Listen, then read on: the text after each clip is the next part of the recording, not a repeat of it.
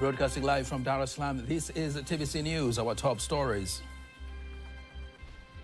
Tanzanians pay last respect to the late former CDF.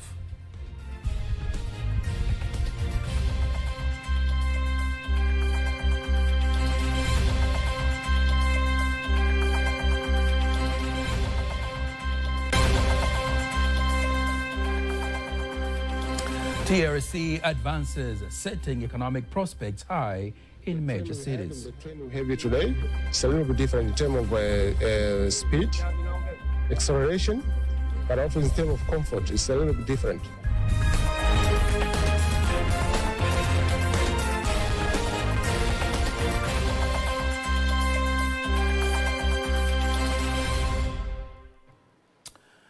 Being the first evening of the month of November. Thank you very much for joining us. We hope you're having a good one. Just a reminder, you can also follow us live via our YouTube channel, TBC Online, and also get all the latest news through our Instagram, Facebook, and Twitter pages at TBC Online. We start here in Dar es Salaam, where the Vice President, Dr. Philip Mpango, calls on Tanzania People's Defense Forces, TPDF, and all Tanzanians in general to honor the legacy of the former Chief of Defense Forces, General David Muguri, by being ready to dedicate themselves for the interest of the nation. The Vice President made the call while he was leading the country's top public leaders, retired army officials, and Tanzanians in paying their last respects to the former Chief of Defense Forces, General David Muguri, at Lugalo Military Hospital in Dar es Salaam. Kwa niaba ya Dr. Samia Suluhu Hassan, Rais wa Jamhuri ya Muungano wa Tanzania. On behalf of Dr. Samia Suluhu Hassan, the President of the United Republic of Tanzania and Commander-in-Chief of the Defense and Security Forces, as well as on my personal behalf and that of the entire government, I extend my condolences to the Chief of Defense Forces and the Tanzanian People's Defense Force as a whole. We have heard the profile of General Muguri, as well as testimonies from the first Chief of Defense Forces. As Tanzanians, we have much to learn from him, and since it has already been said, I would like to emphasize on one thing. The late Muguri loved the army deeply throughout his life. He wished for many young people to join the army and succeeded in enlisting many youth into the forces. He made great efforts to build and develop our army, making it one of the best and strongest in Africa. Therefore, in honoring General Muguri, it is necessary for us Tanzanians to commit themselves, even if it means sacrificing their lives to protect and defend the freedom, dignity, and interests of our country. As you heard there, the Vice President has extended his condolences on behalf of the President of the United Republic of Tanzania and the Commander-in-Chief of Defense and Security Forces, Samia Suluhu Hassan, and the entire government, to the Chief of Defense Forces, CDF, and the Tanzania People's Defense Forces, TPDF. The Director General of the Tanzania Railways Corporation, TRC, Masanja Kadogosa, says the newly launched electric multiple unit EMU stands out not only just because of its modernity and unique appeal, but also for its economic advantages. Speaking at the launch of the first trip from Dar es Salaam to Dodoma, Kadogosa adds that EMU has also taken into account the needs of the people with disabilities, making sure no one is being left behind in the transportation sector here in Tanzania. Faith Ngaga was part of the journey, and here is her report from Dodoma. Tanzania is yet again embarking on an exciting transportation journey, the introduction of the new electric multiple unit EMU. This new train carries 589 passengers and it travels at a speed of 160 kilometers per hour. Today we have made our journey from Dar es Salaam to Dodoma using the electric multiple unit transit, Mama Samia, as you can see over there. And our journey took about 3 hours and 15 minutes from Dar es Salaam. And this has been achieved because the rate of acceleration of this electric multiple unit is greater than the electric locomotive which we are using in this ordinary passenger train. Passengers will enjoy the increased comfort and safety, and this is what makes it unique. If you're trying to compare between the the train we had and the train we have here today, it's a little bit different in terms of speed, acceleration, but also in terms of comfort, it's a little bit different. But the most important that, we are here to save the public. So by adding another journey, it makes our customer to have a little bit of wide choices in terms of, what time they want to travel. So this one will be starting at 8, and then in Dodoma, the return will be around, I think 5 to 7. So we have a little bit more choices for our customer, what time they want to travel. These state-of-the-art trains are designed to enhance connectivity across the country, opening new avenues for economic growth. By improving connectivity between cities and rural areas, they facilitate trade, tourism, and job creation. Lakini zaidi ya ile starehe, muda wa haraka wa kufika. But more than just comfort, the quick travel time, and most importantly, the economy that is generated through these trains. The journey from Dar es Salaam to Dodoma took us exactly 3 hours and 15 minutes, 45 less minutes if we were to travel through the previously launched SGR. With faster travel times, businesses can operate more effectively, reducing logistics costs and improving supply chains. This is particularly vital for small and medium-sized enterprises looking to expand their reach. This is my first experience with SGR from Dar es Salaam to Dodoma. It has been a good experience to me because it was a very fast journey. It saved time. I could work, finish my duties, and then take a train to Dodoma. It's been, firstly, my first time. It's a wonderful trip. And I think the best benefits for this solution is, first, the timing. The timing is impeccable.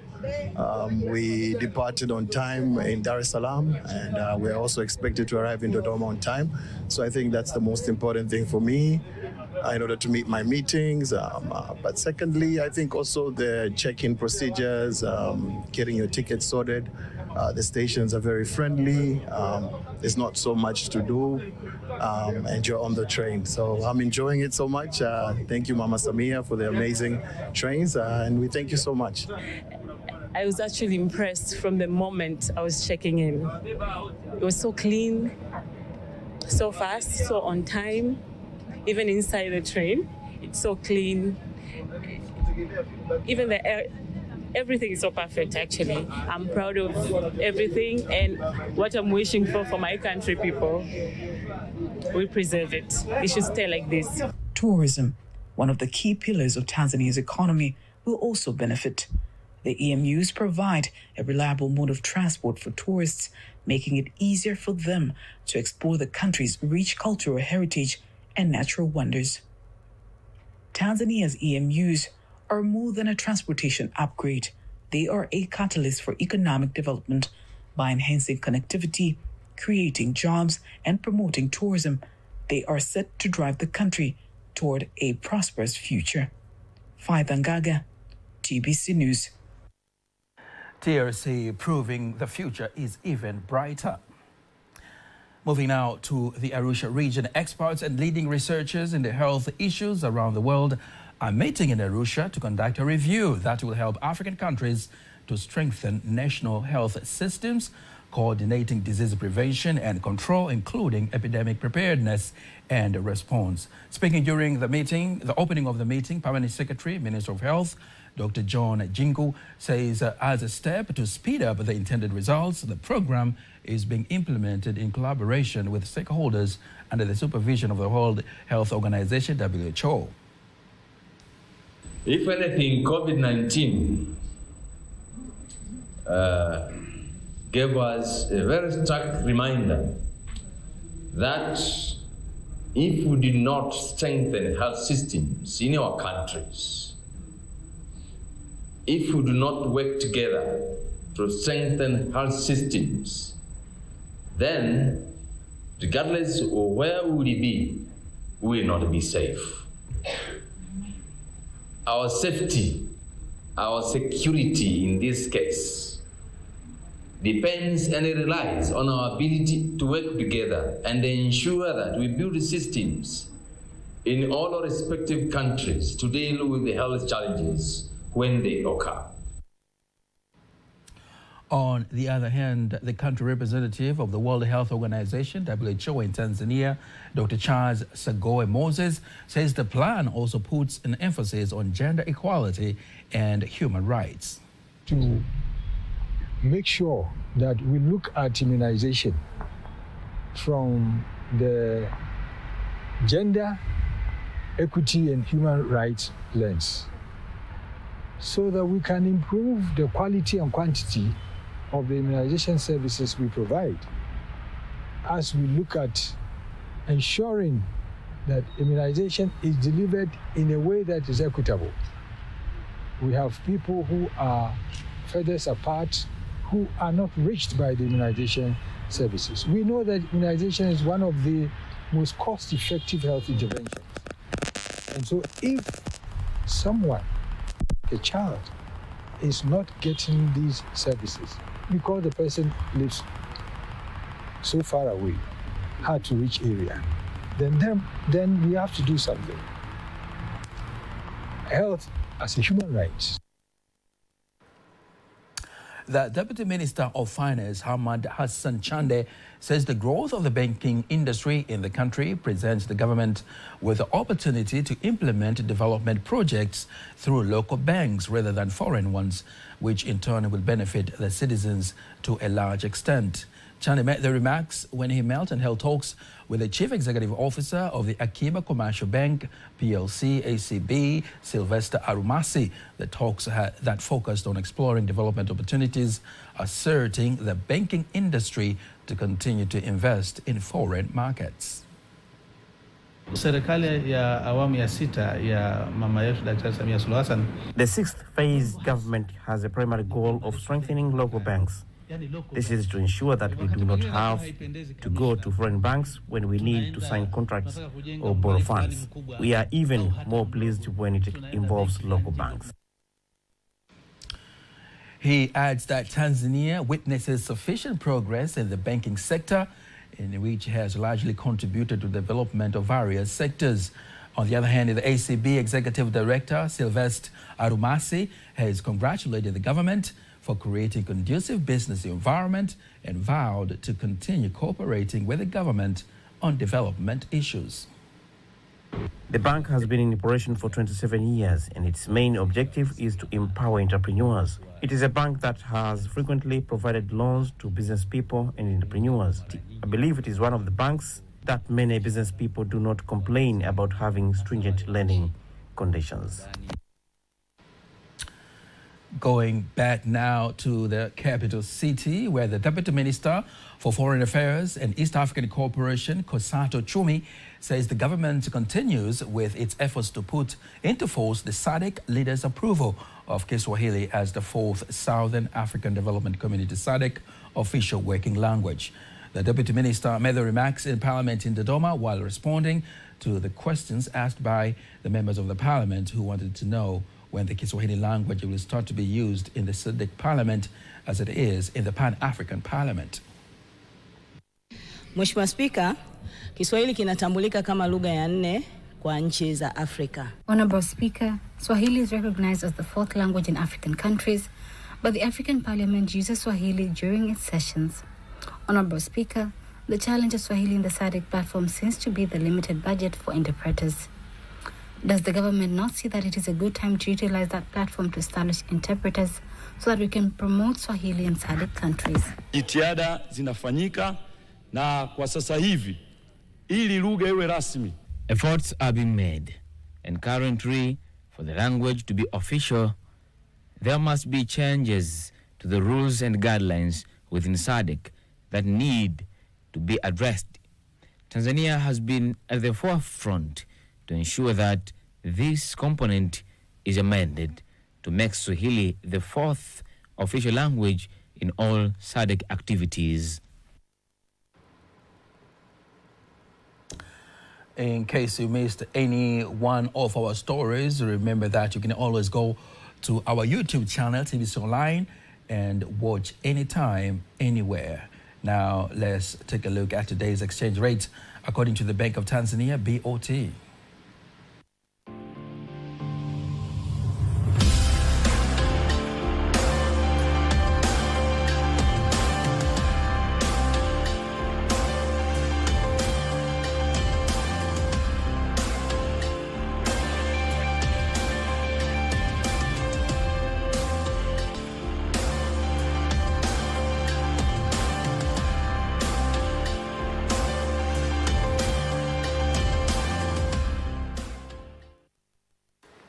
Yes, of course, don't miss TVC News every weekday to know all the latest in exchange rates. Time now for all the latest in international news.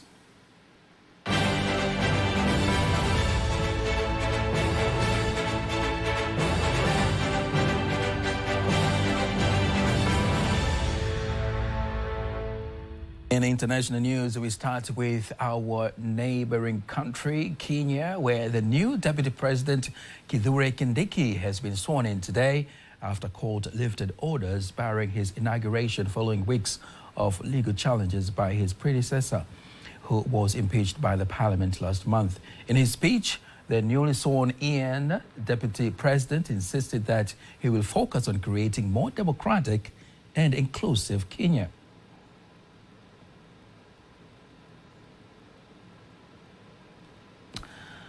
With vote counting winding down in Botswana, preliminary results indicate that President Mokgweetsi Masisi and the ruling Botswana Democratic Party, BDP, have all but lost the elections, with the results still pending for about 20 constituencies. Preliminary results show that the opposition umbrella for democratic change, UDC, have earned the most seats in the parliament, followed by other opposition parties, the Botswana Congress Party and the Botswana Patriotic Front, backed by former President Ian Khama. At a press conference this morning, outgoing President Masisi addressed the nation, conceding the defeat and promising for a smooth transfer of power. Sincerely, there was nothing untoward. We have a different system from Zimbabwe. We don't operate like this. We respect sovereign states, and we have relations with them, like we have with any other state which we have relations with. What I said first, it's an internal party matter. 2, we have a central committee meeting tomorrow. 3, depending on the decision of the central committee, we will dialogue with Mandongara. It's really a BDP matter, right? But as for me, I think I was quite quick to say I wasn't interested. I would not be seeking re-election. Challenge has been put forward to member states of the Common Market for Eastern and Southern Africa, COMESA, to consider harmonizing visa requirements in order to strengthen and promote regional travel and in turn transforming the member states into destinations into a unified sought-after tourism corridor.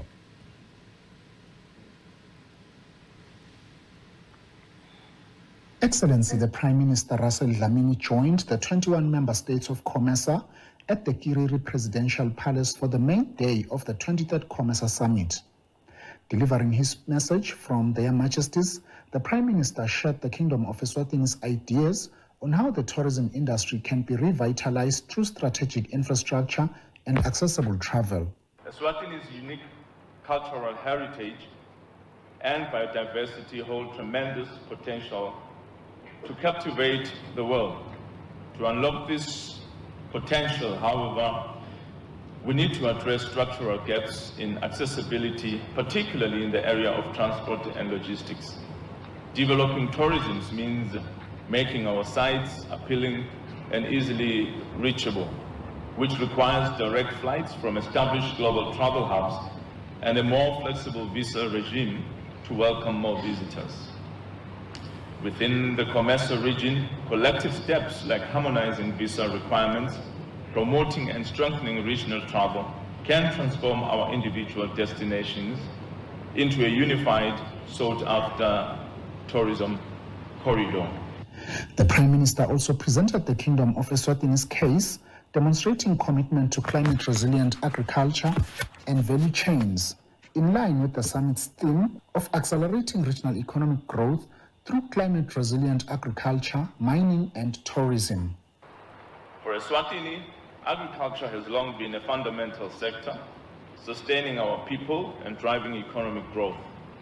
However, as climate change affects rainfall patterns, crop yields and food security, Eswatini is implementing adaptive measures to strengthen climate resilience. We believe in moving beyond subsistence farming by encouraging commercial agriculture, in particular contract farming of high-value crops that embraces climate-smart solutions, including water-efficient irrigation systems and sustainable farming practices. The Prime Minister concluded his speech by sharing a dossier of the Kingdom of Eswatini's spirit of accelerating implementation and regional impact. Excellencies, in Eswatini, we are guided by the principle of Nkwe, an ethos of moving with speed to implement and expedite impactful change. This spirit of agency aligns perfectly with COMESA's mission to fast-track integration and realize shared goals swiftly and effectively. We hope to inspire the same momentum within COMESA, emphasizing that timely action and collaborative efforts are essential for regional resilience and prosperity. With this collective resolve, we are confident that our ambitions will transform from plans to meaningful impact for our nations. As the meeting came to a close, leaders of all 21 COMESA member states unanimously agreed that peace and stability is the foundation for trade, economic growth and development. The leaders are of the idea that as a bloc, they must prioritize collaborative peace-building efforts and also ensure strong governance, which will see them working actively to resolve conflicts. After that interesting story from Eswatini on COMESA, let's now join Lua Mohammed for other latest international news. The Vice President of Nigeria, Kashim Shettima, has disclosed that the National Economic Council will adopt measures to speed up the decentralization of the national grid with a view to putting an end to incessant collapse that has plunged some states in the north into total darkness. He listed some of the measures for the decentralization of the national grid to include the establishment of mini-grids, solar and renewable energy sources. Speaking at the 145th NEC meeting at the State House, Shettima, who is the chairman of NEC, said the burden of accountability has compelled the government to never look away from those issues. He stressed the urgent need for the implementation of the Nigeria Energy Sector Implementation Plan, emphasizing that the energy sector must embrace the potential of renewable energy as well as leverage solar and mini-grid solutions designed to meet regional electricity demands. According to the Vice President of Nigeria, Kashim Shettima, a robust economy is the backbone of every nation.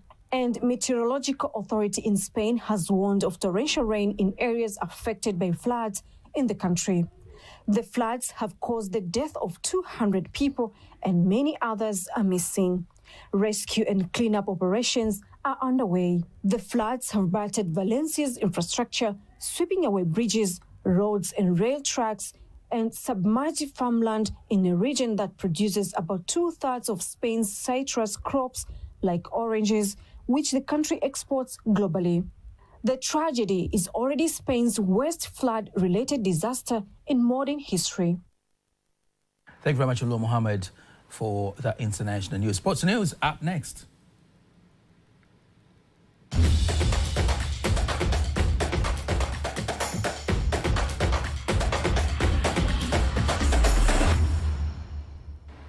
And in sports news, the dying minutes goal scored by Stephen Desemukwala has given Simba Sports Club all 3 points in a thrilling encounter against the tough Mashujaa FC, the match that was played at Lake Tanganyika Stadium in the Kigoma region.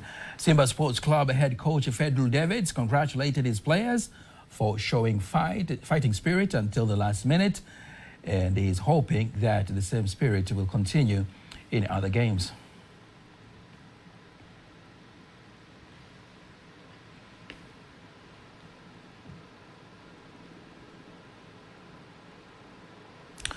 The win makes Simba cruise to second place of Tanzania Premier League with 22 points. Behind 2 points behind the league leaders, Young Africans, with 24 points as they play Azam FC tomorrow at Chamazi Complex.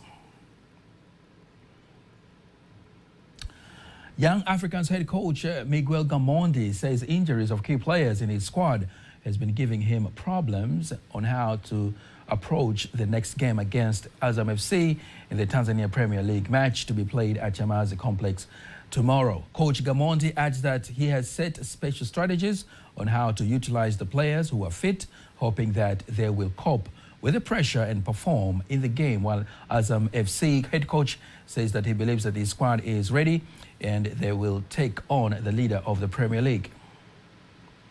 We miss some player, but it's normally we play a lot of games. I think Azam played last Friday, no? We have 7-8 days to prepare the game. We played 2 games before them, but we have the habit always. It's not this season. Always when you make international competition, this is the risk. Have the balance between animation offensive and defensive, because we know that Yonga has a good, very, very good players in attacking. So we can win, but we must be focused. Young Africans tops the league with 24 points, while Azam FC has 18 points. I'm sure tonight the Simba fans will have a good night's sleep, while the Young Africans fans will have a nervous one. Now, before we conclude the news bulletin for tonight, let's take a look at the weather forecast for the next 24 hours, starting from 9 p.m. tonight. Hello, this is 24 hours weather forecast from Tanzania Meteorological Authority. Starting from tonight, 9 p.m. Wind is expected to flow at the speed of 20 kilometers per hour over Lake Victoria and Lake Tanganyika. For Lake Nyasa, wind is expected to flow at the speed of 30 kilometers per hour, and the state of the lake is expected to be light to moderate. For the entire coast, wind is expected to flow at the speed of 20 kilometers per hour, and the state of the sea is expected to be light. And we expect chance of rainfall over most parts of the country. And now let us see of the weather details, and this is what we expect for tonight. For Kagera, Mwanza, Geita, Kigoma, Katavi, we expect partly cloud condition, thunder showers over a few areas, and the remaining parts of the country is expected to be dry. And now let us see of what we expect for tomorrow. For Kagera, Geita, Mwanza, Shinyanga, Kigoma, Katavi, we expect partly cloud condition, thunder showers over a few areas, and sun periods. For Mara and Simiu, we expect partly cloud condition, thunderstorms over a few areas, and sun periods. For Tanga, together with Pemba in the Unguja Isles, we expect partly cloud condition, rain showers over a few areas, and sun periods. For Tabora, Singida, Dodoma, Iringa, we expect partly cloud condition and sun periods. And the remaining parts of the country, we expect partly cloud condition, light rain showers over a few areas, and sun periods. And now let us take a look of the next 4 days of the forecast. For Dar es Salaam, we expect sun periods and rain showers for 6th of November. For Dodoma, we expect partly cloud condition and sun periods. For Mbeya region, we expect sun periods, light rain, and rain showers. For Mwanza, we expect sun periods and thunder showers. For Kilimanjaro, we expect sun periods and rain showers. Morogoro, we expect sun periods and rain showers. Arusha, we expect sun periods and rain showers over a few areas. And that's all for today. Make sure to catch up again tomorrow. From Tanzania Meteorological Authority, my name is Mariam Faris. Bye-bye. And that marks the end of the news bulletin for tonight. Don't miss our next bulletin in Kiswahili at 11 p.m. On behalf of the whole team, I am Nasa Kingu. We wish you a constructive weekend and have a lovely good night.